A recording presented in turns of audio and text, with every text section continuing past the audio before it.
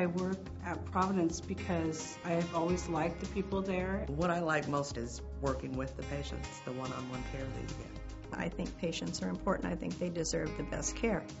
Working in a Catholic hospital, and I loved the fact, like, every morning you'd go to work and they'd say a prayer over the loudspeaker throughout the hospital, and things just ran smoothly, and I feel like then, like they really cared. I was really proud to come to work for them. 35, 40 years ago, it was like a family. And now it's more big business and you don't have that nice connection. Patients don't get proper care, or their call-outs don't get answered in a timely manner.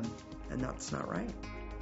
I don't know if it's the fact that they're purchasing so many hospitals. I just know that we're short a lot, and it makes it really hard for us to do our jobs and feel good about it. We all want to do a good job for all the patients that come through the hospital, and it's becoming more and more of a challenge to even say hello or answer simple questions like which way to the cafeteria, because we're running so fast. So with more of a voice and more fairness, we would be able to.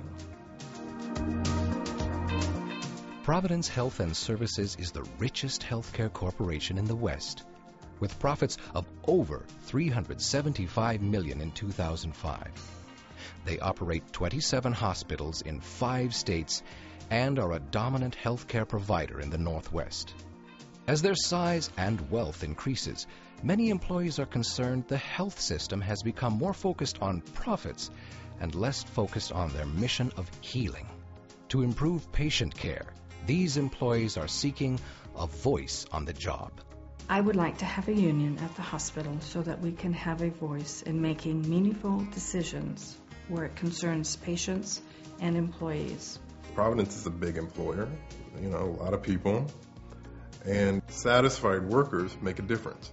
And so, when you bring grandma into the hospital, you want to know that the CNA's doing a good job and not understaffed, and the housekeeper has everything they need, and so that the community gets good care. These Providence employees are reaching out to the public to share their patient care concerns. We continually get quoted verse and chapter, our mission and our core values, and yet we turn around and look at the upper level management and what are they doing to support the core values. Providence is building many, many large buildings, but we're not seeing the money being spent to take care of the basic needs of the patients. I'm forming a union with my coworkers because I want to be able to have a way for us to be heard when we have issues about patient care, staffing, or the pay and the benefits that we receive there. My unit frequently only has one CNA for all 60 patients. I am a monitor tech who watches and interprets the heart rhythms for all of those patients. There is no way to give good quality of care, such as the basic needs of the patients, that I would want for my own family members. I occasionally have 75 patients to keep track of by myself. When I have too many patients, I'm sure the patients can tell because I rush in and out of rooms. Things don't get done properly like they should, and the patients know that. There's been several times I was the only aide on that floor with 25 patients.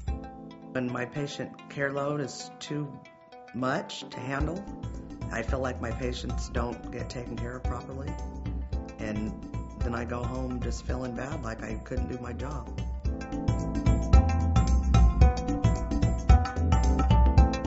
Well, we have a lot of reasons that we as a community should care about whether or not Providence workers have access to voice on the job.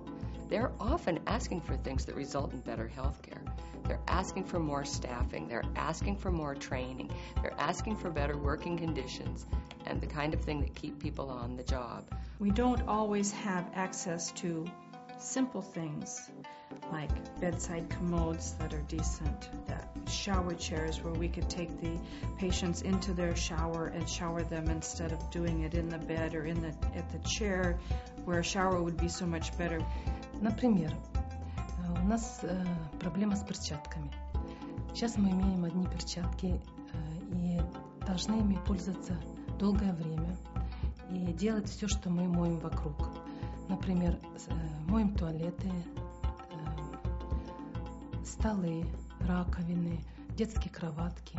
Вот это, во-первых, не гигиенично и просто неприятно. Мы просили администрацию нам разрешить пользоваться одноразовыми перчатками, но нам не разрешили. Workers' ability to organize and form unions can do a lot of beneficial things. They can help create standards. Workers on the ground tend to know what's necessary on a day-to-day basis in a way that a manager simply might not. The Workers' Rights Board Fair Election Oversight Commission convened a hearing in 2006 to investigate whether workers here in Oregon can access a fair union election under the current climate and with inadequate laws. I got involved in the Fair Election Oversight Commission because I serve as the Chief Elections Officer for the state of Oregon. And so one of my top priorities as a public official is to see that we have free and fair elections for all of our citizens.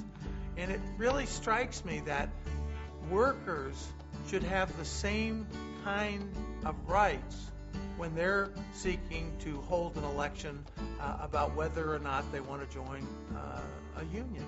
Good evening and welcome to the Workers' Rights Board Fair Election Oversight Committee. I'm Bill Bradbury. The Workers' Rights Board Fair Election Oversight Commission members include Secretary of State Bill Bradbury, Commission Chair, the Reverend Alcena E. Boozer, Professor Mary King, Dick Springer, Father Jack Mossbrucker, Dr. Jill Ginsburg, and Rabbi Joseph A. Wolf. The Commission found evidence that Providence has fought past efforts by employees to form a union in Oregon, Washington, and California. The administration came down on us with one-on-one meetings, union busters, and created an atmosphere that was difficult to work in. It seemed that the focus of patient care was not there. The focus was whether you were going to vote yes or no for the union. If you work someplace and you're interested in having a union to represent yourself through, and then your supervisor, who is the person that has the most personal control over what your days off are, whether you get fired, whether you get promoted or demoted, whether you can come in late one day because your kid has to go to the doctor and you need to rearrange your schedule, that person takes you aside and tells you in no uncertain terms why they think a union would be terrible and why it would be a terrible decision for you to make. That is a fantastically intimidating conversation for any normal person to have.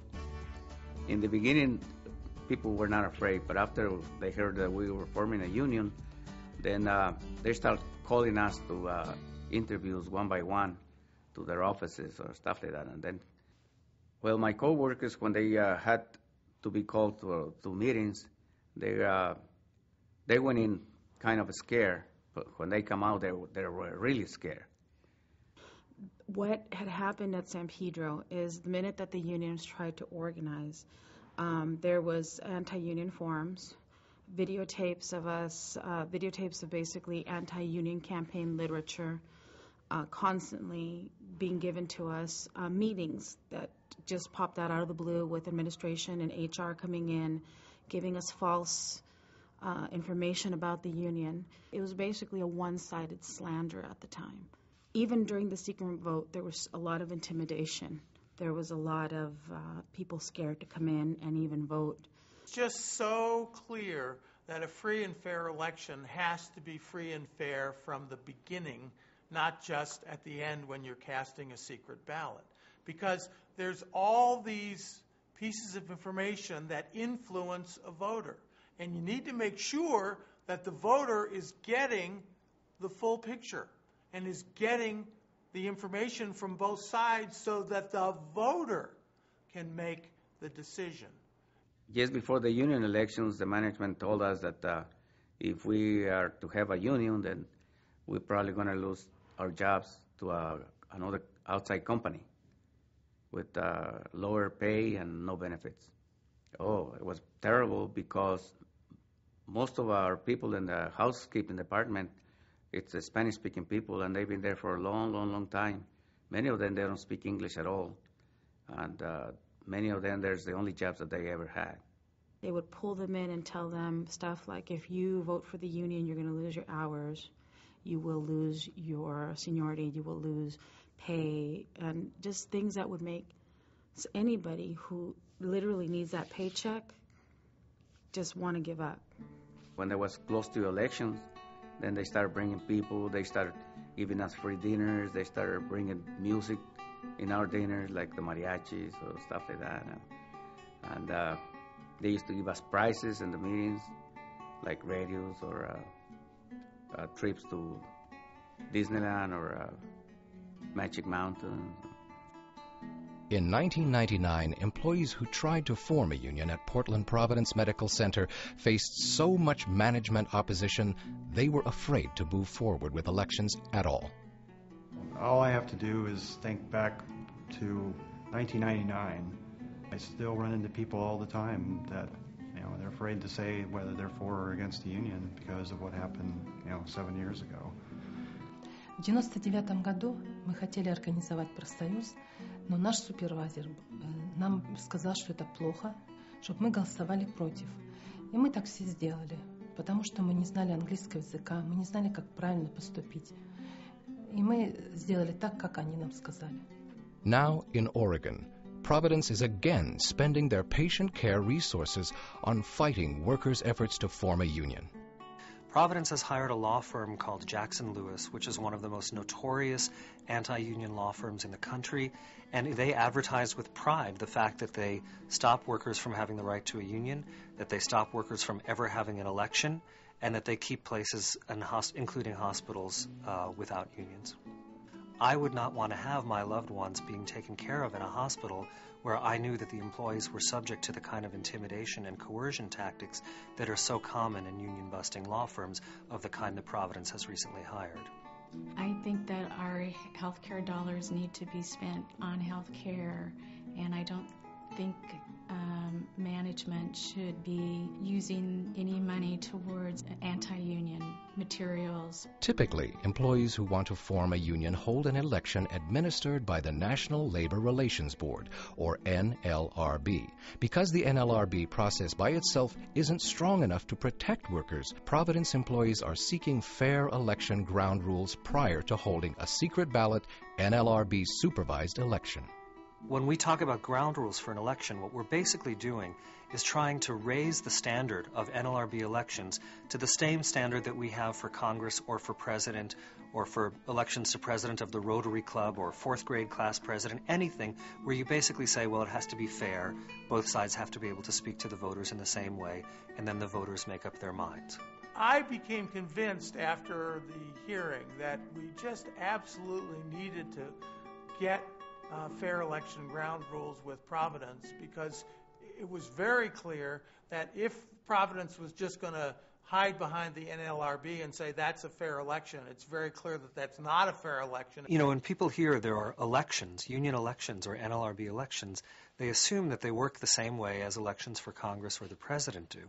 And unfortunately, nothing could be further from the truth. In NLRB elections, management can completely dominate the media, put up posters all over the workplace, put up things on bulletin boards, hand out leaflets all over the workplace, while prohibiting pro-union workers from putting up information from the union side. That's the foundation of democracy in America, is to let people make their own decision and not just be swamped with all kinds of information from one side and not really hearing from the other. Fair election ground rules have been used by employers across Oregon and throughout the country, including other large healthcare systems like Catholic Healthcare West and Tenet Healthcare.